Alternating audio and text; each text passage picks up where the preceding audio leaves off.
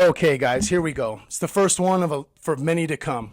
I'm so excited to drop this YouTube video. I hope that you like this content. If you do, please follow my channel. I'm trying to build my channel up so that I could one day be a YouTuber, dude. But today we're going to get into two topics that I'm actually really fascinated about. We're going to talk about psychedelic medicine as well as spirituality. Those two things seem to as if they have coincided side by side for all of history. And Joe Rogan and Jordan Peterson have some perspectives that I think you guys should take a look at. Let's go. John Marco Allegro wrote a book called The Sacred Mushroom and the Cross. Oh, yes. Yeah. I read that back. Oh, my God. 1974? Oh, so you probably read it before it was bought up by the Catholic Church. Oh, I didn't even know about that. Yeah, it was bought up by you used to have to get old copies of it if you wanted to buy it. And then it was recently republished. Yeah, I read that a long time ago. I had no idea what to make of it. When I read it, I thought, I have no idea what to do with this. It's a problem because to really understand what he's saying, you would have to have a deep understanding of those ancient languages. Yeah, right. Yeah, it's a very difficult book to evaluate. Because there's very few people that are even qualified to... Okay, real quick, if you don't know who John Marco Allegro is, so you know what Joe Rogan's talking about, let me give you just a little bit of information. He was born in 1923 to 1988. He was an archaeologist, a scholar, and an author. He was one of the scholars that were involved in the initial translation of the Dead Sea Scrolls. If you haven't done any research about what the Dead Sea Scrolls are, it's an ancient text that people might say is the first Bible. So the book they're talking about, The Sacred Mushroom and the Cross, it was published in 1970, and basically it proposes that Christianity originated from ancient fertility cults and used psychedelic mushrooms, specifically the Amanita muscaria mushroom. Very difficult book to evaluate. Because there's very few people that are even qualified to, many people have disputed some of his, he has one claim that the word Christ can be traced etymologically, how do you say it? Etymologically, to an ancient Sumerian word that means a mushroom covered in God's semen. Mm-hmm. Jesus, what in the heck? Are you serious? And so it was his assertion that the idea was that they thought when it rained, that rain was the giver of life, and it was literally God's semen that made things grow, and that these mushrooms, because they would show up so quickly. Mm-hmm. You know, if it rains, if you go to bed, you could look out at just your lawn, and it's complete grass, not a mushroom in sight. And you can go to bed, and then wake up in the morning, and there'll be big mushrooms there. It's really weird. Mm-hmm.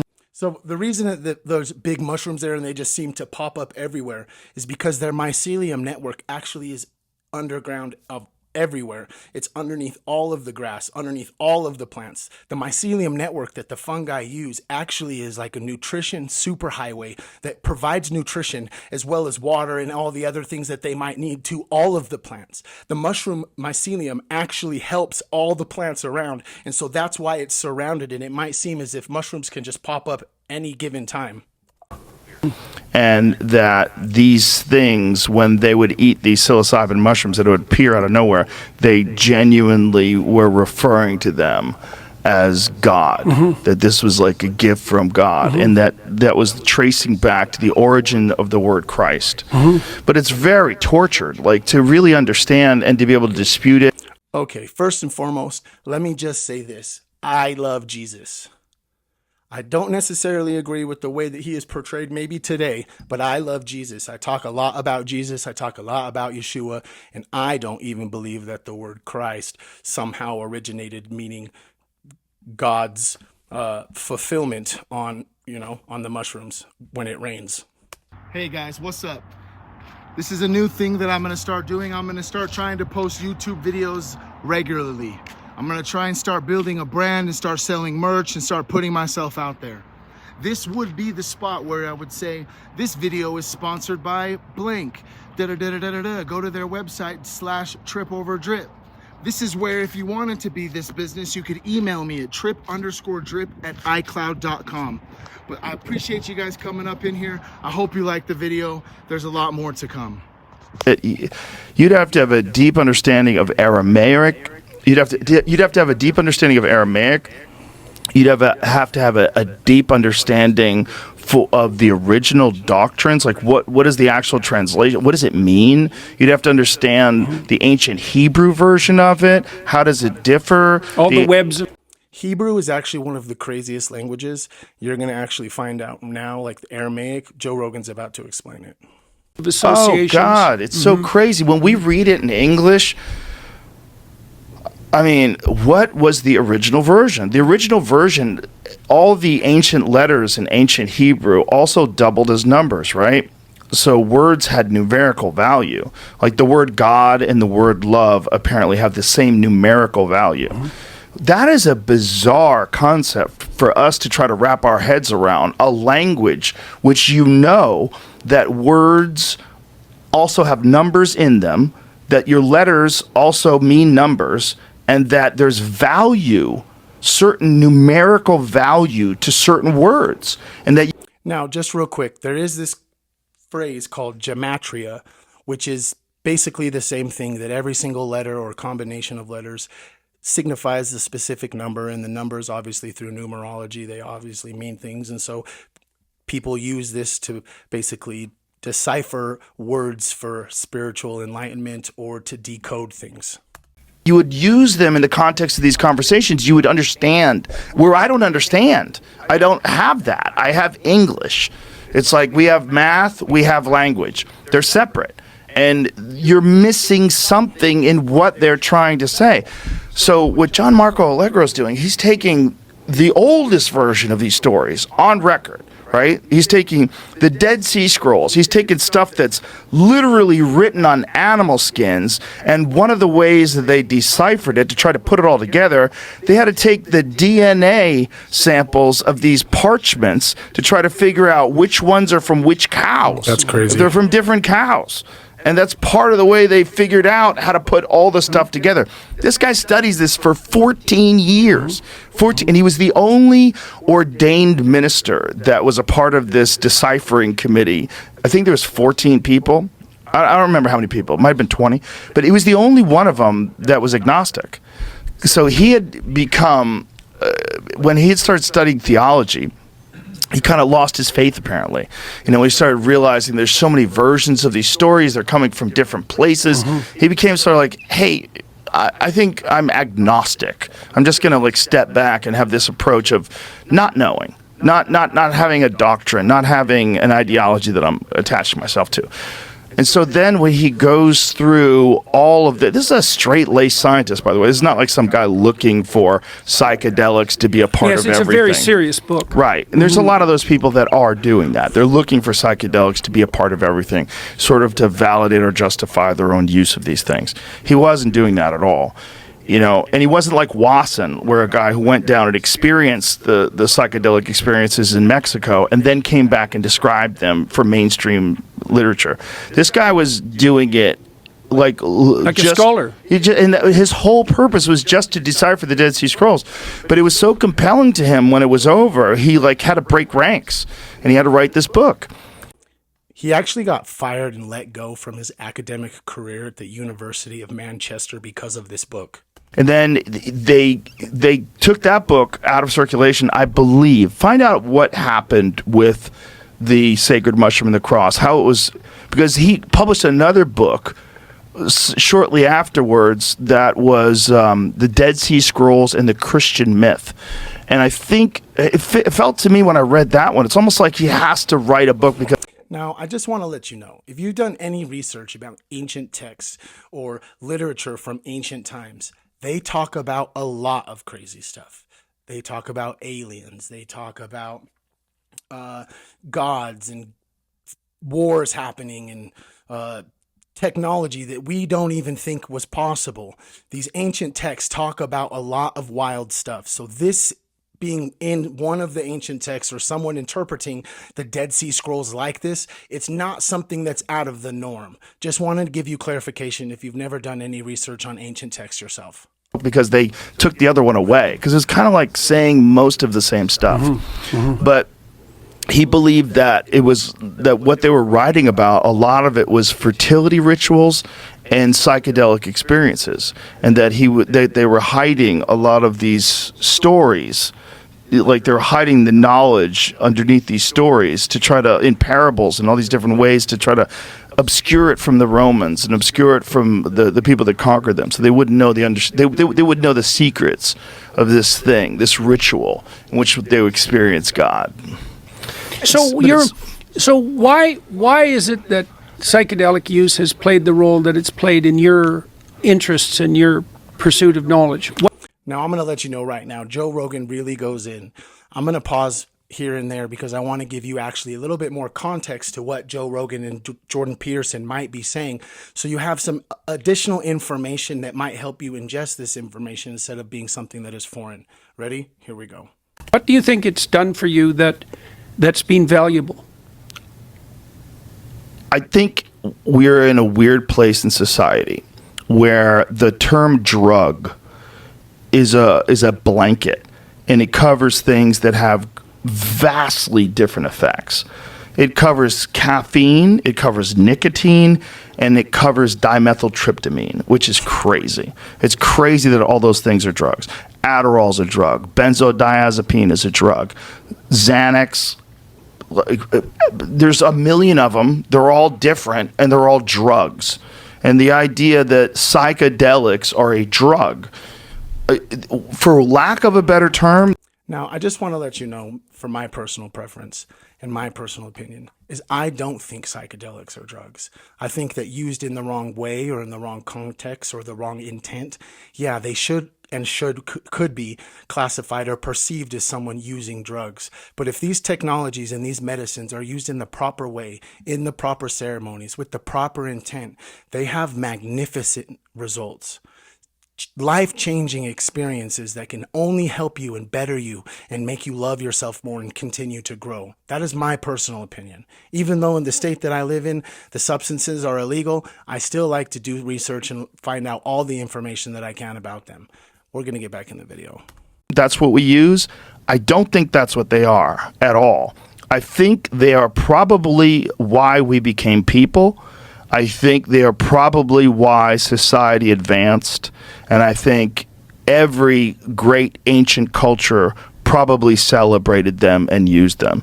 It seems like there's so much evidence out of Egypt of the use of psilocybin, various different drugs, various different psychedelic experiences, the iconography of the pineal gland seems to be a big part of multiple cultures, not just Egyptian, but even Catholicism.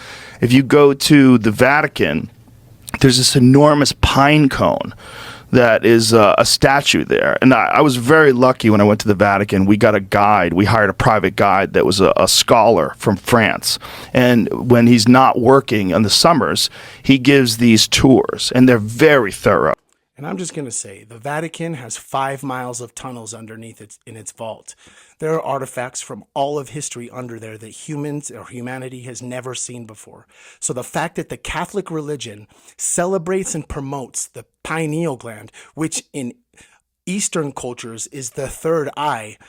You can do your own research on the third eye, or you could drop in the comments now, make a video about the third eye or pineal gland.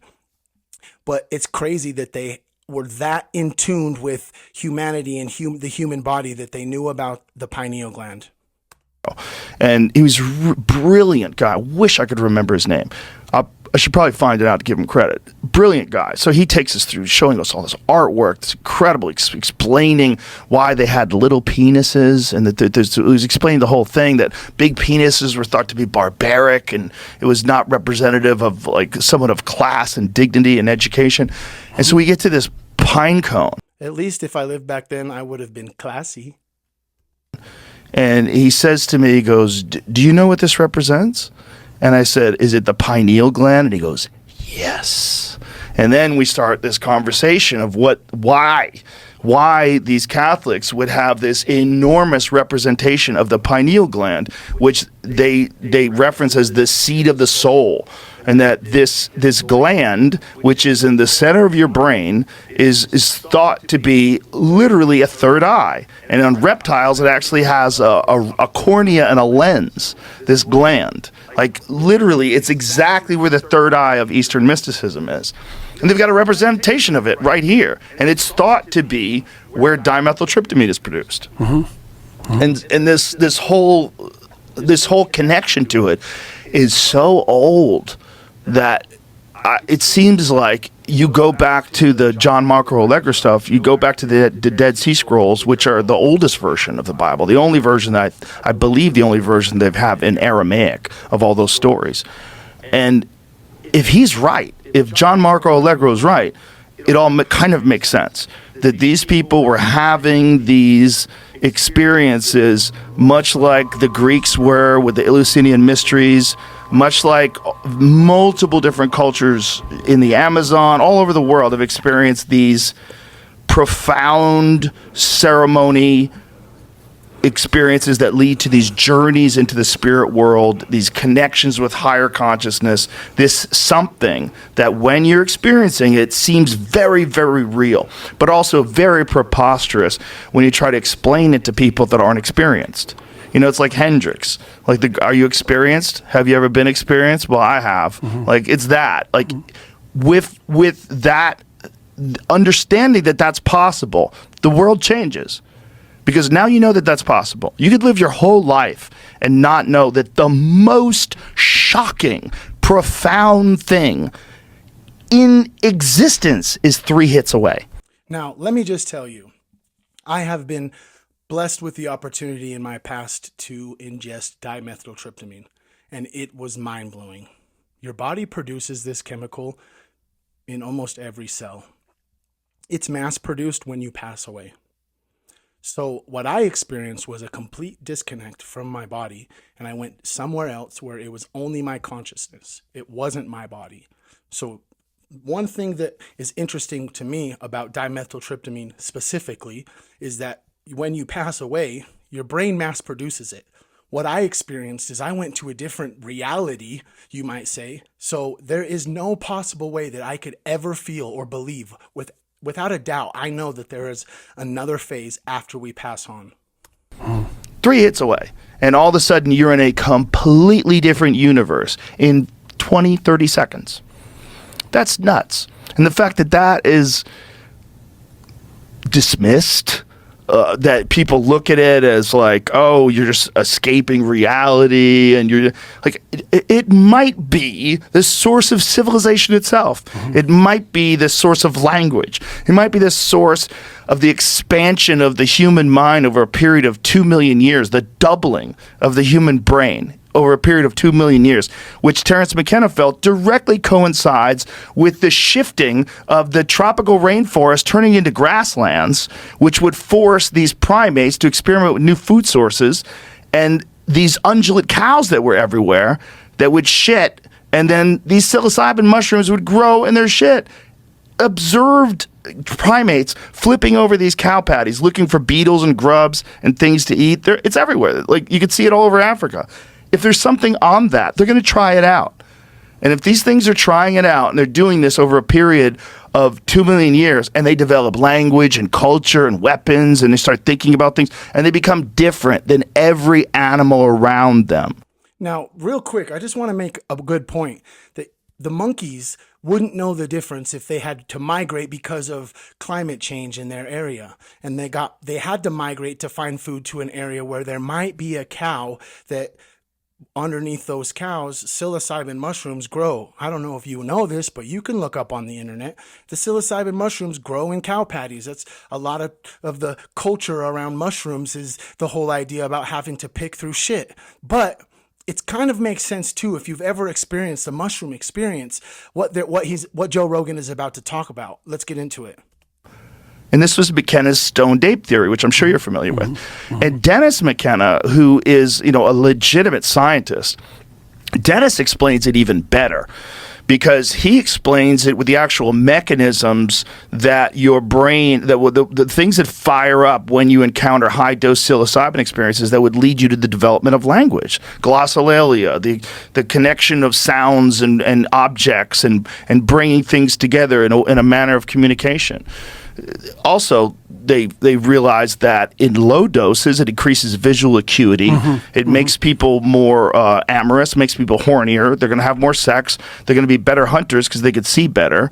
They're going to be a little more sensitive to the environment. They're going to be more aware. I just want to say that all of that makes sense to me because I have experienced a psilocybin mushroom experience. If you haven't, it might seem foreign to you. If you have, please put a mushroom emoji in the comments.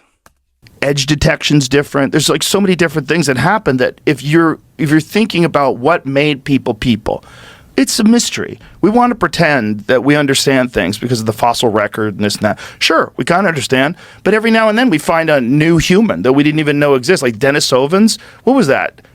Not even 20 years ago, I don't think. So now there's a whole other branch of human beings that they weren't even aware of 20 years ago.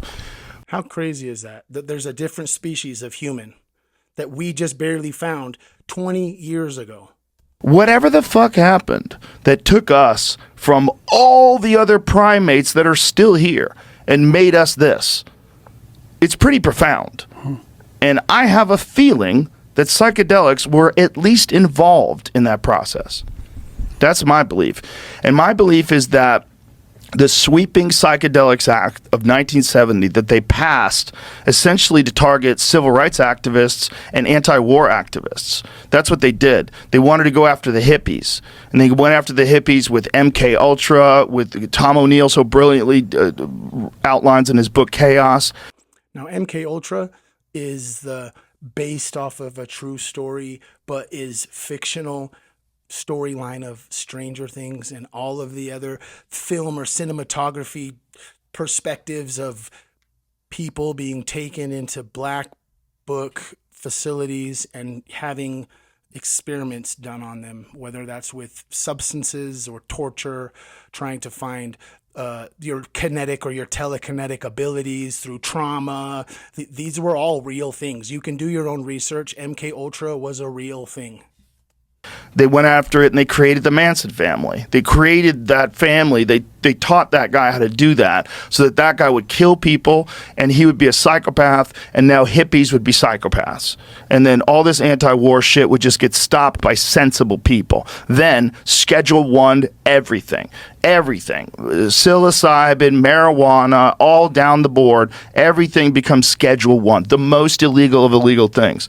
So all these people who are experiencing, all these Ken Kesey people and, you know, all the LSD people of the 60s, all those people become criminals instantly. And they just threw water on the whole movement, and it worked. Now, real quick,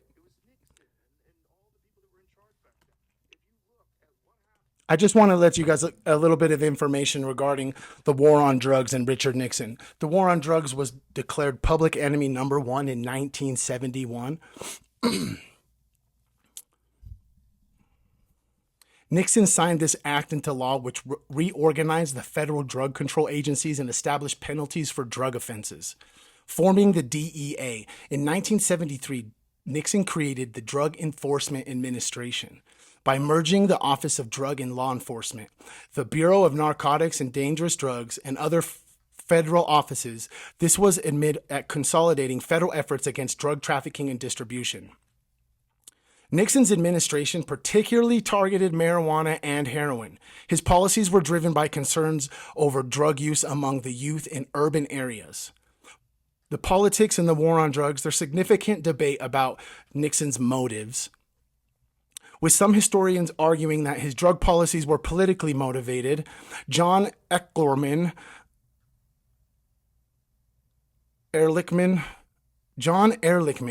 Nixon's domestic policy advisor, later claimed that the war on drugs was designed to disrupt anti-war and black communities. Although these statements are controversial, they're not universally accepted as the sole motivation. Also, Nixon's policies laid the groundwork for subsequent administrations to expand the scope of the war on drugs, leading to significant increases in incarceration rates, particularly drug-related offenses, which had long-lasting effects on communities, especially communities of color. While Nixon is often cited as having initiated the war on drugs, his approach set precedents for law enforcement strategies, funding, and public policy that continued to evolve under subsequent presidents. After psychedelics were scheduled under Controlled Substance Acts, research into their potential therapeutic benefits was largely halted due to the restrictive regulations. funding cuts, and the stigmatization of the substances. This had long-term effects on scientific understanding and treatment possibilities for mental health issues where psychedelics might have been beneficial. The stringent policies against psychedelics during Nixon's time contributed to a culture shift where these substances were seen primarily as dangerous drugs rather than tools for exploration or therapy, shaping public perception for decades. The classification of psychedelics under Nixon administration has a profound and enduring impact. Only in recent years, with changing attitudes and emerging research, have there been efforts to revisit the legal statutes and status and therapeutic potential of psychedelics. Through the groundwork laid by Nixon's policies, continue to influence the drug policy debates. Now let's get back into this. Happened from 1960 to 1980, this confusing era of the 70s where the effects are wearing off, and then you get into the 80s and everybody's doing coke and they have makeup on and they have big hair and the music sucks. It's like something happened. Something happened. And what happened was they completely removed the very thing that had changed culture so radically from the 50s to the 60s. Like, I'm a gigantic fan of 1960s automobiles. I love them. There's something about the shapes of them, the way they sound. I mean, part of it is that I grew up in the 80s, and those were the cars we all wanted. When we were kids, you know, if a guy drove by in a 1969 Camaro, we would all be like, whoa, look at it. Look at that thing. But there's something about those shapes. There's something about the designs of those cars that resonates so strongly today. A 1990 car ain't worth shit. Nobody wants your fucking 1990 car. 1990 Camaro, get the fuck out of here with that thing. But if you have a 1968 Camaro, people will stop in a parking lot and stare at it. What is that? I think those guys were on drugs. I think all those guys were on drugs. I think the guy who created a Corvette had to be on drugs. These guys were, they felt something the same way Hendrix felt something when he was on stage playing guitar in a way nobody had ever heard before. That guy came out of nowhere, and everybody was like, what the fuck is he doing? It was so different that Eric Clapton watched him for the first time and was like, I should probably quit playing guitar. Like, what? I've actually been playing guitar for a while now. I haven't played for many, many years recently, but I know how to play the guitar. And Eric Clapton and Jimi Hendrix were both of my two biggest influences. Like, what the fuck am I doing compared to this guy? Like, Jesus Christ, everybody was like humbled and confused by it. Psychedelic inspired, 100%. 100%. And there's something about throwing water on that. There was a rumor that Jimi Hendrix got up on stage with a bandana that was soaked with LSD and wrapped it around his head and had it on his head the entire concert. Now, that stuff can be ingested into your pores, so I can't even imagine the experience that he had. I wonder if that rumor is true. If you've heard that rumor, go ahead and comment.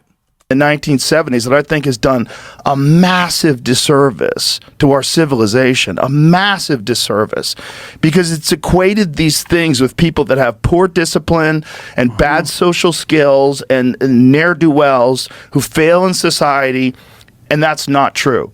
So, and all these people that I know that are billionaires, I know people that are like super rich people that run these financial institutions, and I know a lot of like brilliant venture capitalist guys and brilliant tech guys, and almost all of them are enthusiasts. Almost all of them have had these experiences, and they're all kind of quiet about it.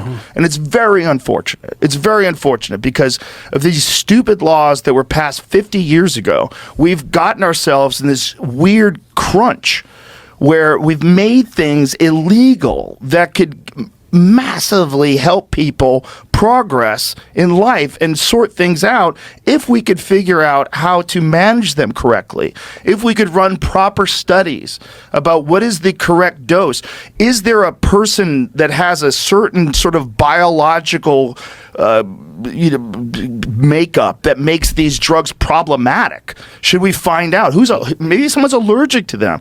I think that's something actually that's really important to talk about, is now that they're becoming more accessible to do research on. That is one thing that we need to figure out, is like maybe certain plant medicines aren't beneficial to certain people with certain genome types, or nutrition deficiencies or whatever it may be. But until we can actually do researches on these medicines, there's no way that we can find out which ones are safe in what setting and who doesn't get this and what other symptoms or what other problems can counteract or interact with these medicines. We need to actually get the research. That's why I'm just so enthused that the ball is rolling. Not fast enough, but it is rolling.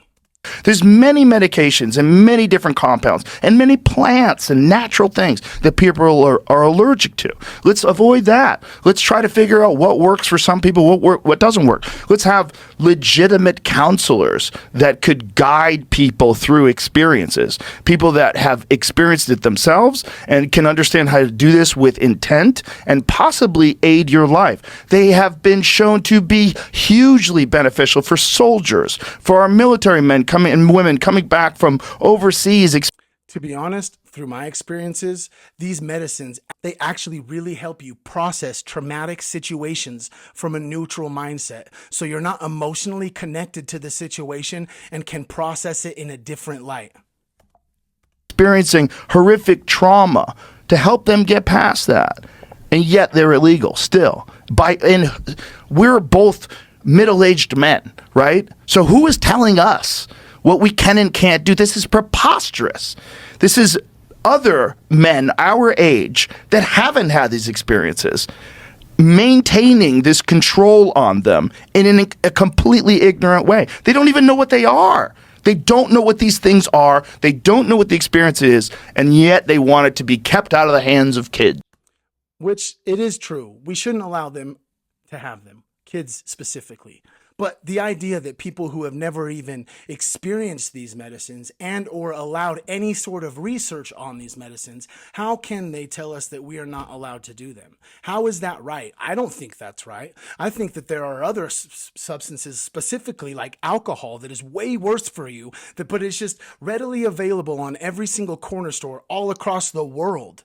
But we know as humans that alcohol is poisonous. How is it that alcohol, which we know is poisonous, is legal for everyone who is old enough, but these medicines that we have proof through research and statistically that they have shown promising results to alleviate depression with effects lasting several months post-treatment, how are we not able to research them?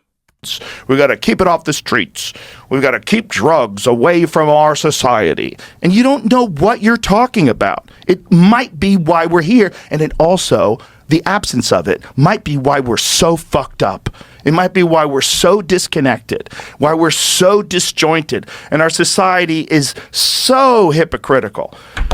I mean, the most pro-life people are also pro-death penalty. It's like across the board, everything. The people that, want no crime but don't want to stop the emergence of crime by funding programs to try to fix the inner cities. And they want to, our whole thing is disconnected.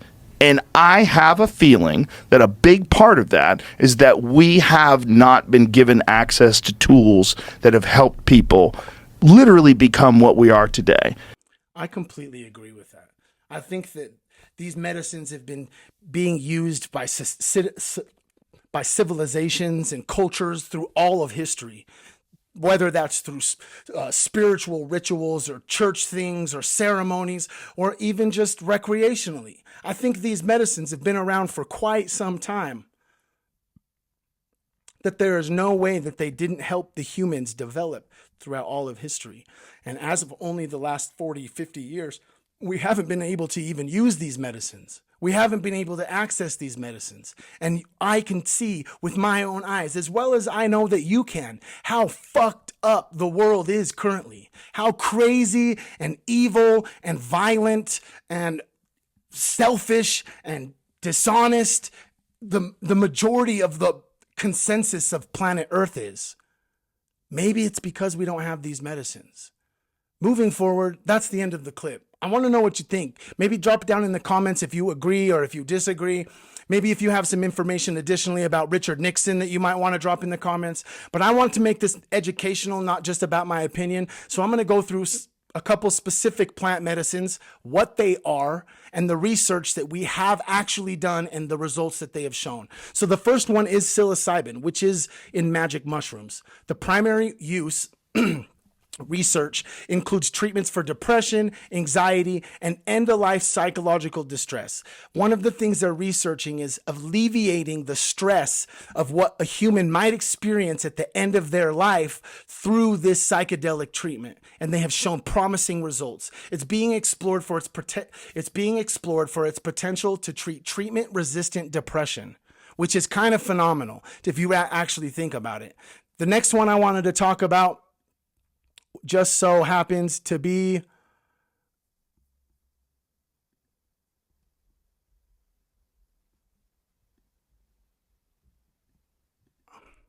we're going to talk about MDMA, or a lot of people know it as ecstasy. The research on MDMA has been focused on its primary potential for treating PTSD. Clinical trials have shown significant reducing in PTSD symptoms with MDMA and is used in conjunction with psychotherapy. Large-scale phase 3 trials have indicated that a majority of participants no longer qualified for a PTSD diagnosis after the MDMA treatment. How profound is that? How crazy is that? Why isn't that told to everyone? Why isn't that given to severe trauma victims? Why are we only targeting veterans? It should be given to anyone that has PTSD.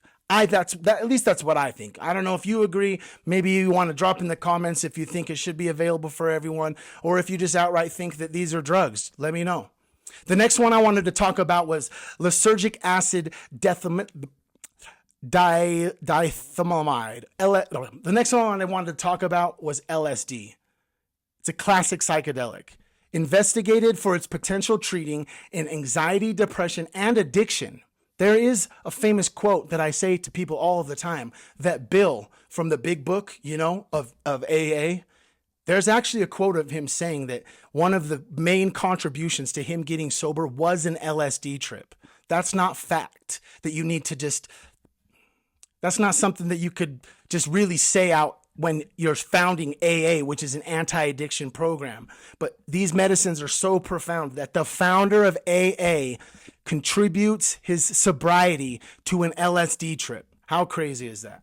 But the studies suggest that LSD can lead to reductions in anxiety, depression, particularly in patients with life-threatening illnesses. That would be beneficial for people who have life-threatening illnesses, the stress that they might live through every single day, that maybe these plant medicines can alleviate some of that stress. So during the time that they're on earth for however the remainder is, they can maybe have a less stressful environment, a less stressful experience, and maybe have some potential to create meaningful memories, Also, research indicates that it also might help with alcoholism, like I said earlier, showing long-lasting effects on reducing alcohol consumption. Weird, dude. Okay, now we're going to get into the two big ones. We're going to get into ayahuasca and DMT. Now, ayahuasca is a brew containing DMT. Amazon rainforest, it's two different plants. They put it together in a tea. The one plant has the DMT in it. The other plant, which is so crazy, specifically has an enzyme that allows the DMT to be ingested, because you have enzymes naturally in your body that if you ingest DMT orally and you drink it, that it won't work, that your body will just absorb it like normal. But this other plant that they add to the bark makes it so your body can absorb it. Ayahuasca has demonstrated antidepressant effects, particularly in treatment-resistant depression. It has been used associated with significant improvements in well-being and reductions in depressive symptoms. Now, these are like the most potent and profound psychedelics or plant medicines on planet Earth. DMT is the recreational version of ayahuasca. Ayahuasca is a long, many-hour experience. DMT is a 15-minute on-the-go type of experience, there and back very quickly, very abruptly, very, very fast-paced. Classic psychedelics, often consumed in forms like ayahuasca or smoked, being researched for its rapid and short-acting effects on mood and consciousness. Preliminary studies suggest DMT could have antidepressant effects similar to other psychedelics. There is ongoing research into its potential for enhancing psychological well-being and treatment of depression. Everyone knows that we're in a mental health epidemic. Why is it the powers that be are able to control these medicines that we have scientific proof help these things, help these ailments, help people have a more comfortable and joy-filled life? Why are there still restrictions on these? Well, my personal belief is because they reconnect you with God. Yep, I said that. They reconnect you with Source. They make the planet and the world around you so phenomenal and just so beautiful and so intricate that there's no way that you couldn't hug a tree. Well, if you're going to hug a tree, then you obviously have to protect the animals. And then if you want to protect the animals, then obviously you don't litter. And if you don't litter, then you tell everybody that you see litter to pick up their trash, because you just naturally have a connection to this magnificent ecosystem in this environment that we live in that is self-sustaining all on its own, and we get to experience life inside of it. How profound and beautiful is that? It also gave me a deeper connection to the people that I love. The most important thing that psychedelic or plant medicines have done for me is they have taught me that I love and I am worth love, that I'm lovable. It's okay that for me to go through hard things. It doesn't define the character that I am. What defines the character that I am is that through all of the hardships and all of the ailments, I maintain a positive self-reflection about myself and continuously give myself words of encouragement. They've done profound things for me. Ingesting them throughout my life has allowed me to reconnect with divinity and my idea or perception of spirituality.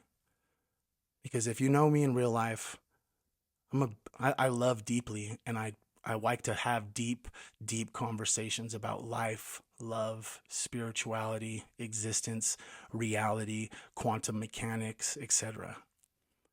And plant medicines have helped me along the way, not just with my depression, but with my creativity, with my spirituality, with my relationship with the world, to be honest.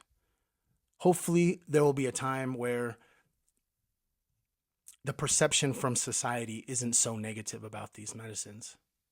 Hopefully there'll be a time where we have done enough research that we can actually start making an impact on helping and getting rid of this epidemic of mental health issues that we are currently living in and have been living in for a long time. I hope you really like this video. It's the first one I've done. I hope the quality turns out great. And I hope that if you vibrated with my message, you'll hit that subscribe button. If you hit the subscribe button, you also could hit the bell button to get notified every time I drop a video. I love you guys. This is it. The very first video of many, many to come. This is the first video of my journey. All the other videos that I've had on my other social media platforms have all just been building a foundation for this. Long form, really well thought out, put a lot of work into content so that I could provide a product for the people who watch my stuff that give meaning, that have a purpose, that teach, heal, inspire, encourage, support, and all of the above. I love you guys. Until next time, peace out, you trippy ass motherfucker.